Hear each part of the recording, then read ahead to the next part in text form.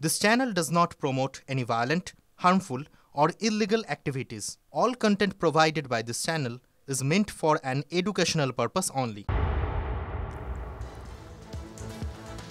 নেপালের দিকে নজর রাখতে হচ্ছে। গণ অভ্যুত্থানের পর সেনার হাতে কিন্তু নেপালে এখনো নৈরাজ্য চলছে। যখন আপনাদের সঙ্গে কথা বলছি, যে কোনো মুহূর্তে ফের দাবানলের আকার নিতে পারে এই ছাইচাপা আগুন।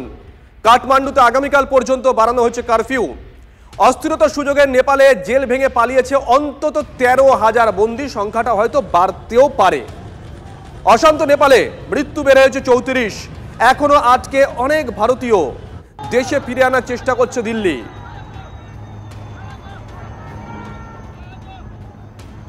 नेपाल का अगला प्रधानमंत्री कौन होगा अंतरिम रूप में, उसको लेकर चर्चा चल रही है, लेकिन अब विरोध प्रदर्शन भी शुरू हो चुका है। इस वक्त आप देख सकते हैं ये रास्ता जो है वो नेपाली हेडक्वार्टर को जाने वाला रास्ता है। और सड़कों पर कैसे देखिए नेपाल आर्मी ने मोर्चा संभाल लिया है कि अगर कोई प्रोटेस्टर्स आगे बढ़ेगा तो यहाँ पर उसको इस तरह से निशाना बनाया जा सकता है। मोर्चा पूरा संभाला हुआ है, सड़कों पर लेट कर पोजीशन लिया हुआ आर्मी ने, और कभी भी गोलीबारी होने की संभावना एक बार फिर से नजर आ रही है। इस तरह से प्रोटेस्टर्स को कहा जा रहा है कि आप वापस जाइए।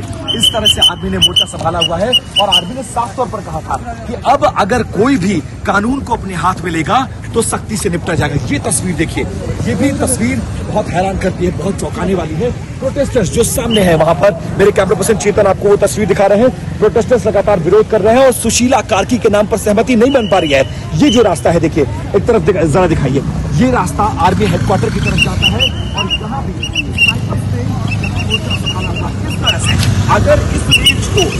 अगर इस रेंज को कोई भी क्रॉस करने की कोशिश करेगा तो ये मोर्चा संभाले हुए हैं, ये तुरंत एक्शन लेंगे। इधर से अगर प्रोटेस्टर्स आगे बढ़ने की कोशिश किए तो इस तरह से यहाँ पर आर्मी ने मोर्चा संभाला हुआ है।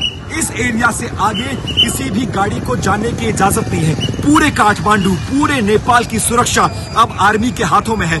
आर्मी प्रेसिडेंट बालेन शाह, सुशीला कार्की समेत जेएनजी के वो प्रतिनिधि जिन्होंने इस पूरे आंदोलन को लीड किया था, वो अब यहाँ पर कंसेंसस बनाने की कोशिश कर रहे हैं। लेकिन जनता में अभी बहुत सारे ऐसे लोग हैं जो सुशीला कार्की के नाम पर सहमत नहीं है। थोड़ा फास्ट आगे आइए और इस तरह से मोर्चा संभाला हुआ, चेतन आगे आइए प्लीज। इस तरह से मोर्चा संभाला हुआ है और देखिए क्या हालात है, क्या हालात है ये देखा जा सकता है। और फिलहाल सुशीला कार्की के नाम पर प्रतिरोध बरकरार है और अभी भी नेपाल में हालात सामान्य नहीं है। कैमरा पर्सन चेतन के साथ विपिन चौबे, टीवी9 भारतवर्ष, काठमांडू, नेपाल। আর এরই মধ্যে নেপালে জেল ভাঙা দুষ্কৃতীদের বাংলায় ঢোকার চেষ্টা। পানি ট্যাঙ্কিতে 3 নেপালি দুষ্কৃতীকে পাকড়াও করেছে এসএসবি। এখনো পর্যন্ত ভারত নেপাল সীমান্ত থেকে 35 জনকে গ্রেপ্তার করা হয়েছে। বড় খবর, উত্তরপ্রদেশ সীমান্ত থেকে গ্রেপ্তার 22 জন, বিহার থেকে নেপালে 10 জেল ভাঙা কয়েদিকে গ্রেপ্তার করেছে এসএসবি। দুদিনের আন্দোলনে নেপালের 77টি জেল থেকে পালিয়েছে 13,000 বন্দী।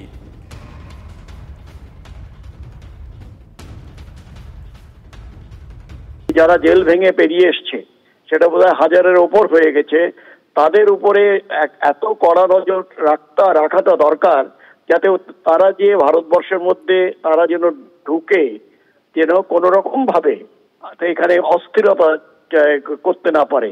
সেই জন্য যেটা দরকার সেটা হচ্ছে দুই দেশের মধ্যে কনফিডেন্স বিল্ডিং যেটা মেজার্স গুলো সেগুলোকে রেস্টোর করা, রিভাইভ করা, এবং তার সঙ্গে যেটা আরো বেশি প্রয়োজন সেটা হচ্ছে যে আমরা একে অপরকে যেন কোনো রকম ভাবে ছোট না করে ইকুয়াল ভেবে এই সময় আমরা একে অপরের সাহায্যে দাঁড়িয়ে বিয়ে করা, এবং এই জায়গাটা নেপালের দায়িত্বটা অনেক বেশি।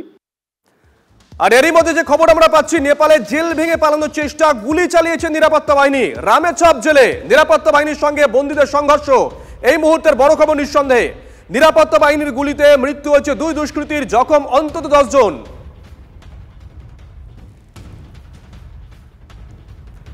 নেপালে নৈরাজ্য, সীমান্ত পরিস্থিতি নিয়ে এসএসবি রিপোর্ট তলব। এসএসবির কাছে নিরাপত্তার রিপোর্ট চেয়েছে স্বরাষ্ট্র মন্ত্রক।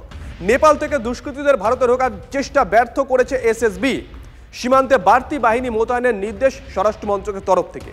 প্রয়োজনে সাহায্য নেওয়া হতে পারে আইটিবিপি জওয়ানদেরও। ভারতে 5 রাজ্যে নেপাল সীমান্ত 1751 কিলোমিটার, কম নয়।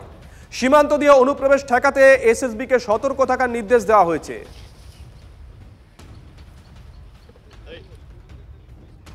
इंडियन रेसिडेंट्स जो फंस के पड़े हुए हैं यहाँ, तो उनको तो अभी उनका आई कार्ड वगैरह चेक करके और जो उनका आधार कार्ड वगैरह चेक करके जाने दे रहा है। जो उधर से आने वाला नेपाली लोग है, जो नेपाल के सिटीजनशिप चेक करके वो भी आने दे रहे हैं इधर। लेकिन पर नेपाल के लोग, नेपाल के जो यहाँ से उधर जाने नहीं दे रहा है इंडिया में। हाँ, इंडिया में जाने नहीं दे रहा है, बल्कि ये देना चाहिए। जब किसी को टिकट दे के, या फ्लाइट टिकट हो या जो रेल टिकट हो या कोई और टिकट, ऐसा जो भी जेन्युइन है, परफेक्ट कोई स्टूडेंट है नेपाल से जो इंडिया पढ़ने जाते हैं, उनको तो जेन्युइन देना चाहिए। ভারত নেপাল সীমান্তের পানিট্যাঙ্কি এলাকায় নেপাল এবং ভারতের সীমানা নির্ধারণ করে মেচি নদী। এই সেই মেচি নদী বয়ে চলেছে, তার এপারটা ভারত, ওপারটা নেপাল, এবং এই সীমান্ত প্রহরার কাজ করে সশস্ত্র সীমাবল। নেপাল জুড়ে রাজনৈতিক অস্থিরতা, ডামাডোল এবং গণবিদ্রোহ। ওলি সরকারের অবসান, নতুন সরকার গঠনের আগে অশান্তির আবহে সতর্কতা সশস্ত্র সীমাবলের। আমি একবার দেখাবো TV9 বাংলায় কিভাবে সীমান্ত এলাকায় নিজেদের সুরক্ষা নিরাপত্তার প্রশ্নে টহল চলছে। SSBর জওয়ানরা হাতে ইনসাসের মতো রাইফেল নিয়ে ওপারে চোখ রাখছেন ঠিক কী ঘটনা ঘটছে কোনো গণ্ডগোলের আজ যাতে কোনোভাবেই এপারে এসে না পৌঁছায়। প্রত্যেকটা জওয়ান যারা আছেন তারা কিন্তু হাতে ইনসাস নিয়ে আছেন, যার রেঞ্জ প্রায় 100 থেকে 400 মিটার। যে এলাকায় আমরা রয়েছি সেখান থেকে আমরা দেখাবো দূরে ওই যে নদীর ওপারে দেখুন যে বাড়িঘর আমরা দেখাচ্ছি, সেই প্রত্যেকটি বাড়িঘর কিন্তু নেপালের বাড়িঘর। ঝাপা জেলা, সেই জেলার দোকানপাট বাড়িঘর রয়েছে, অর্থাৎ খুব কাছাকাছি ভারত এবং নেপাল এই এলাকাটায় পাশাপাশি অবস্থান করে। সেই কারণেই কিন্তু বাড়তি নিরাপত্তার বন্দোবস্ত এই এলাকায় রয়েছে। প্রচুর মানুষজন যাতায়াত করেন, তবে বর্তমান পরিস্থিতিতে এই যাতায়াত সাময়িকভাবে বন্ধ রয়েছে, কিন্তু নদী পথেও বাড়তি নজর দিচ্ছে SSB। रात में भी ऐसे चलता है? हाँ, रात में भी चलता है। रात में भी चलता है सर। क्या देख रहे हैं आप लोग? वही सर, उधर से कोई आदमी इधर ना आए कोई आदमी इधर ना आए सर। और कुछ अभी तो काफी सिचुएशन काफी सुधर रहा है धीरे धीरे सर। लेकिन কিন্তু ফের তা সত্ত্বেও নেপালের যে পরিস্থিতি সেই পরিস্থিতি কিছুটা উন্নত হচ্ছে, কিন্তু তা সত্ত্বেও কিন্তু সশস্ত্র সীমাবল নজর রাখছে যে এই গোটা এলাকায় যাতে কোনো ধরনের অশান্তির ঘটনা না ঘটে। একদম ভারত নেপাল সীমান্তের গ্রাউন্ড জিরো থেকে দীপায়ন সাহার সঙ্গে প্রসেনজিৎ চৌধুরী, TV9 বাংলা।